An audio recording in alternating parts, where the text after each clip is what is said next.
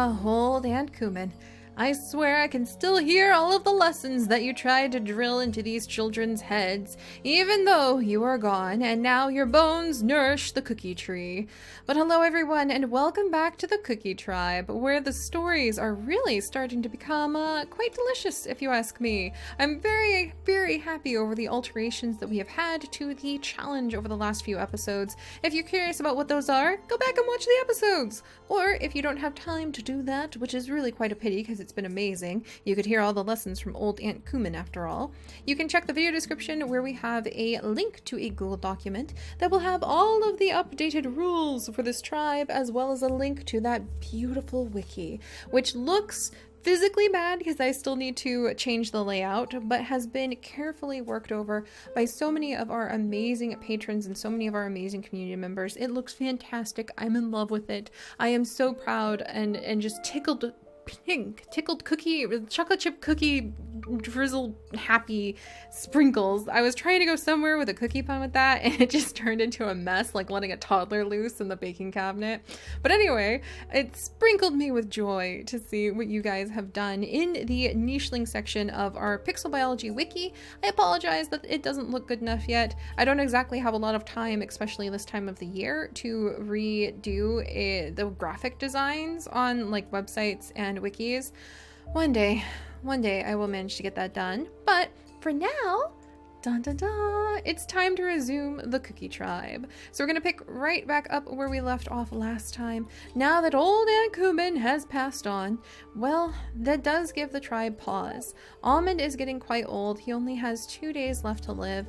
He probably is thinking that although he wants to wander, although he wants to be able to gather all that nesting material, gosh, we just went through it so quickly.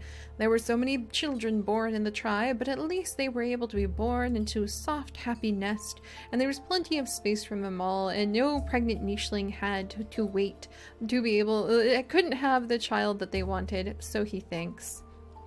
But I think Almond is accepting that he is an old man now, and that it is time to curl up under the tree, maybe curl up right with the bones of his sister, or maybe curl up under a different side of the tree, and prepare to just see his final days. And I think that Fair knows that her mate is quite old, and she might want to consider having another child with him. So just because it's almost time, it is almost time. She does think there are many young children around, though, that still need to be cared for, and Hazelnut does need to step up and prepare for his role of taking over this tribe. So Fair will have a lot to teach her son when, you know, he comes of age and it is time. And Almond, I do think that Fair and Almond, as the last two of the children born from Tata and Lala themselves, literally children of the gods to lead this tribe, would feel comfortable having just a couple more children, especially now that we have the new batching system in place, where I used to say we would stop at 12 to 13 members for the whole tribe. Now I'm saying it's per batch, and we can have as many batches of Cookie Tribe members as there are trees, and we can have wandering splinter groups that we'll try to like maintain a low population on, who we can follow around just for story's sake. Like maybe Cream over here. Maybe she's not made for Cookie Tribe life, and she'll become a wandering daydreamer who just walks along the beach and tries to collect shells or the occasional fish that she finds. So she would not count as a Cookie Tribe member anymore, and that's why we would be able to have more children than the size says. What I'm gonna start doing is changing the gemstone color. So, Rosewater over here, knowing that her family is getting older and growing without her, feels that, well, they're fine. They can do that. They can forget her, but she wants to be able to find a mate, to find love. They don't have what she's searching for anyway. And so we are going to officially break Rose out of the main line of the Cookie Tribe and give her pink gemstones. So she is now part of a new batch of cookies, all of whom will be descended from the originals, so that's a good thing. But she is part of a new batch. We can draw from any of the batches we have when we leave the island, as long as they are descended from Lala and Tata. But she can have her own batch now, which is going to be really nice. And I think that Marsh might wander up there to join her in a minute. So technically there are only 11 of these tribe members now, which means we can have another baby. or even 2 for a baker's dozen. So Fair, with that in mind, let's go ahead, come on over. Banana, whose name I absolutely adore, is going to get comfortable. We'll go ahead and let Almond get comfortable. And Fair is going to go ahead, mate with her mate. He kicks the tree. Banana offers up the nut. And they will have one last child that he will get to see together. And I think that's an appropriate thing to do, for sure. Alright, meanwhile, over here, Hazelnut, I think, would be reeling from, in his eyes and in his mind, the sudden and unexpected death of his mate. He will gather up some of this food and then be coming over to watch over their last-born child, Macadamia, also known as Little Mac, very shortly. And Graham, who is not able to gather nuts, and he is not able to actually do anything but attack, I think would, he was told he should spend some time doing that digging. How close are we on digging? That he should do some time doing that digging, but I think the loss of Aunt Kumin has made him go a little bit aggressive. So he's going to defy the tribe and run off, eat the mole meat here. And Anzac always thought that would be immediately what he did. As soon as Kumin was gone, that cranky old lady, he was out of here. He wasn't going to stick around and bother with digging in holes or gathering nuts. But nuts are really important. Without them, you'll die. That's what Great Aunt Kumin always said. And meanwhile, Graham has kind of gone wild and has aggressively lunged off into the grasses. His mother dead. The other female who raised him also passed away at the same time. Too much to deal with, bringing out a surprising streak of aggression in little Graham. And Hazelnut, being kind of frozen in shock of losing his mate, wouldn't be able to react and grab his child in time.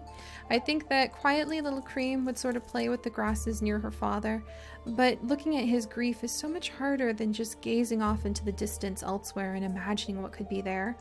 And Anzac, having been prepared to run as soon as this happened, at the very moment Kumin was gone, he was out of here, especially now that he's an adult. Well, I think he'd actually stay and kind of, in shock at his own behavior, continue to help out at the digging. Now that the time has actually come, he doesn't have the sense of confidence to leave the side of the tribe, to leave his father while his father is mourning, and to leave the life that he has known. Speaking of which, Marsh over here has pretty much just known a life of picking berries for me for quite a while. And Blondie, she's still kind of young, so she wouldn't wander too far out of sight of their parents. And Cran would gather up some of those berries. Cran's kind of a bit of a wanderer too. I&A. He shares, he would think that Rosewater smells a little bad, so they wouldn't want to have children together because they do share some immunity. But if Rosewater gets really desperate, I think by the time she gets down to like 10 days left, I think she's going to get very desperate for a mate, so we'll have to keep an eye on that. But if she wants a nest under a tree within 2 tiles of the tree, this is a lucky spot. I think Rosewater would be willing to defy anything to be able to have a child of her own there now. All right, so that covers everyone. And Fair, one of your last children with Almond, has horns. What is this? Oh my gosh, that is very unexpected. Oh my goodness gracious. He's got little antlers and double velvet paw. That just goes to show you there's always a little bit of a surprise awaiting. I'm going to name you, we're going to go ahead and give you the name of Walnut, because it looks like you might have like a little nutcracker. It's perfect. I bet he would be considered an extremely attractive nicheling, because I bet they would use those antlers as little nutcrackers, and he has cracking jaw. It's perfect. He is now a little nutcracker nicheling. I love it so much. Oh my goodness. Okay, so little baby nutcracker nicheling has just been born, which I think is fantastic. And let's see. I guess that means maybe we do want to have one last child over here. Huh. Alright, and Rosewater, who to deal with first?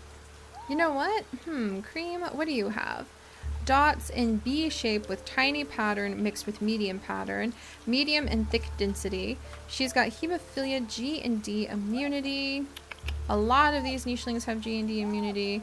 J and A immunity. And she only has the ability to like attack things. She is a spotted female, We do have mini spotted females. But you know what? I just feel like Cream, we're going to make her one of our official wander aways. So she's going to actually turn into this blue one, which means that she has left the tribe, but we will follow her story, and she has decided to wander away. Her father, can she do anything about this at all? Nope. Her father has gathered the last of the food, and with his back turned, didn't realize that Cream walked away. Just like that. She's decided the grief is too much. She doesn't want any part of this. She is going to wander away. And little Graham is still such a young infant. I don't want to like banish him or anything, but I do think he would run away for the time being. Oh my gosh, there's so many nests on this island, but we can't use them unless they're under a tree. So I do think he would run away for the time being. Also, now that I'm looking at it again, it's kind of amazing we found a permanent nest under the first tree we looked at with Lala and like Tata. That was a fantastic start now that I'm reflecting on it. Alright, and meanwhile, Marsh has been eating these berries for quite some time. And I think his sister, Blani, would have come down. Oh gosh, and she'd be like, whoa! Did you know there's some bones under these berries? And I think that would kind of creep him out a little bit. So we're going to go ahead and let Marsh start wandering.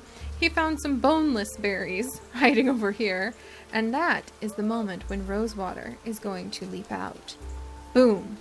Why, hello, Marsh. They're both velvet pod. Let's see. And they actually have complementary immunity, so they do smell good to one another. And Rosewater is going to try to convince Marsh. Let's see if it'll work. No. Oh my gosh! I wonder if she didn't convince... I wonder if we should take that as a sign that she didn't convince him to join her new little tribe. That might be a fun way to add a little twist to my stories. If he rejected the mating twice is what we'll say. I think that's what I'm going to do. I think I'm going to say that Marsh turned her down. That he was like, I don't want to have any part of this. I want to still be part of the main cookie tribe. But I wonder if Cran, with his sense of independence and strength, and also possibly with his attraction to the lovely rose-colored spots that Rosewater has, I wonder if he overheard and may have some different ideas. So, Alright, Banana, you're going to go ahead and gather those. We're going to allow Anzac, he's still going to stay here, kind of in shock watching over his little brother Macadamia. We're going to jump into this nest and have one final child because I think having those antlers was kind of like a sign. Oh, and there's a bunnel. We're going to go ahead. It's not nuts, unfortunately, but Almond's going to have his final meal and settle on in. He is a very old man now. He didn't quite accomplish what he wanted, but at least every child, including the one that Fair is about to have right now, will have been born warm and safe in a nest. But he really wishes and really hopes, and maybe this will be something Hazelnut actually picks up on out of a frantic sense of shock that his father has actually left. But maybe they will be able to gather up all of the nesting material that he dreamed of having for this tribe, so they never need to worry about a baby being born into a warm nest. So, rest in peace, Almond. I am going to miss you. I very much appreciate all of the effort you have put in. I love that one of your last children is little Walnut, who has antlers that we can use as little nutcrackers, which I think will make him exceptionally attractive to the females. And I hope to see you sometime in the future. So rest in peace, buddy. Oh, there he goes. And we've had one last beautiful child. I think I'm actually... Oh, look at her eyes. I'm going to name her Sugar Drop. For little Sugar Drop cookies. And again, we're moving strongly away from using the names for just plain cookies, because it's just too stressful. I can't pick from that list when there's such a limited number. So I really like just randomly naming them, at least names to do with sweet things. So Almond has passed away, and in his shock, Hazelnut has been called forward, and he is now in charge of this batch of the Cookie Tribe. So Hazelnut is officially the new patriarch, and I think that we should go ahead and designate that somehow. I can't wait for the update when we'll be able to add more colors to the gemstones and even put in our own colors using a hex code is what I think we can do. So for leadership, I think I'm just gonna put a yellow token, an orange token. It probably doesn't matter. It's just for leadership, it will be any nicheling in a batch that has a different color in the center. So for Rosewater, I'm actually going to change it to blue because her name is Rosewater. She is the matriarch of this batch of the Cookie Tribe, which I very much appreciate. Alright, so let's begin with our little wanderers first off. Well, Cream has found some berries. She can't eat them. Oh, what's the point of that? And, oh, she found some more berries. Can't eat them. And then over here, Graham has found 2 empty nests, which I think would only drive him further into a grief-filled rage, thinking about how, those 2 empty nests represent the loss of his mother, Breenie, and the loss of Kuman, who watched over him and raised him as a child. It's too much. I think that actually would be the thing that makes him run away. As terribly sad as that sounds. And I think that we'll send Anzac over under the implication that he'd be going over to try to help his brother, but his brother refuses and runs off. And we'll send Macadamia over, and he'll actually come over to start gathering food, because I think Hazelnut would quietly ask his son to do that, knowing that it needs done. And I think he would ask Anzac to start gathering and clearing out some of the grasses, because he remembers his father's wish. His father's wish was always to provide a soft nest for the children to be raised in. And Kuman and Fair really encouraged this whole tribe to focus on making sure that there was enough food for the children. So he's trying to pick up that mantle of importance. There we go. We'll go ahead and clear a couple of these spots. We'll let little baby Walnut wander down here. Let's repair this broken nest. Fair will go ahead and get out of the way. She's getting a little old and creaky too, but she's still young enough to take care of the babies. Sugar Drop is adorable. She doesn't really add anything new, but she's adorable. Let's see, Blondie. Well, Blondie was going to try to get some of that food, but she had no luck there. She's just an extremely adventurous nicheling. I think she'd be full of all sorts of fun colors. And I think Marsh was actually offended by Rosewater's suggestion to abandon the Cookie Tribe and join her and become mates. So he's going to finally return back to the side of his tribe where he feels comfortable and happy, and he is probably going to start helping his brother Hazelnut however he can in clearing away these tall grasses. Meanwhile, Cran has heard the proposition to begin a tribe of their very own, and he has decided he's going to take Rosewater up on it if she will have him. So let's see. Will that actually work? It did! Alright, so Cran has officially left our first batch, and he is now going to be part... Dun dun dun dun dun. He is now going to be part of the Rose Cookie batch. There we go. Rosewater finally has the thing that she always dreamed of. And I do believe that I'm going to give her children white fur, possibly. And then Rosewater, she also would have, well, they both have cracker jaw, so we don't need to worry about that. I think that she would have very dense pattern, but small pattern. What does she have? Medium pattern. Let's give her tiny pattern, because I feel like she would have just a light, delicate freckling of spots. And Cran, we're gonna go ahead and give his children, I think that he likes being tough. We don't have anything unlocked yet for attack, unfortunately. But I think we're gonna go ahead and give his children, yeah, I'll wait on that, because maybe Nimble Fingers? No, he likes being tough, so I don't think he would change anything. Alright, and we'll go ahead and let Rosewater stuff herself silly on berries in the excitement of the children that she's about to have. But there we go, guys. We have got quite the bit of drama going on. We have one wandering nicheling with Cream. We have one with Graham, who has officially left the tribe and become a very rage-filled, angry wanderer who just is in too much pain, won't listen to his brothers who are trying to help. Marsh rejected Rosewater's proposal to start a new batch of cookies under a new tree together. We have Wandering Blondie, who actually has really good immunity if we wanted to possibly breed her with Anzac in the future. Can't say that I'm really ignoring that as a potential, because they do actually pair quite well.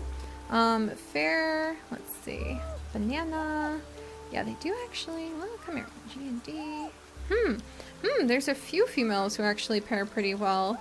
with Anzac, and I don't know if Hazelnut would have, well, I don't think he would want to meet with his sisters, and he doesn't pair well with them. They all stink, like they literally smell to him, except for little Sugar Drop, which, So we'll have to figure it out. Hazelnut has to figure out how he wants to be a leader of the tribe, and we have got the new rosewater cookies starting. So a new batch is in the oven, as they say, and we are beginning to spin out as our stories evolve and we start seeing what this tribe has to offer. So this is much more of a story-based challenge than usual. We are not really diving directly after the challenge aspect of the tribe, but I'm loving this. I may try to scooch them off this island and move a little faster in the future, but so far what a lot of you guys tend to enjoy are the story base of what we do. So I think I'm just going to kind of carry forward as we're doing, and maybe every 12 episodes or so I will especially try to be like, do we need to move islands? But we'll see. We'll see how things are going to go. So thank you guys so much for joining me. If you could, please leave a like. It helps so much to feed our growing cookie tribe. Maybe a like to leave a nut for pregnant Rosewater. Let me know what you think about the evolution of our tribe so far in the comments. And if you have not yet subscribed, do please consider doing so that you can become one with our nicheling pantheon as we watch over their stories as they continue to grow. So I'll see you guys next time. Bye-bye!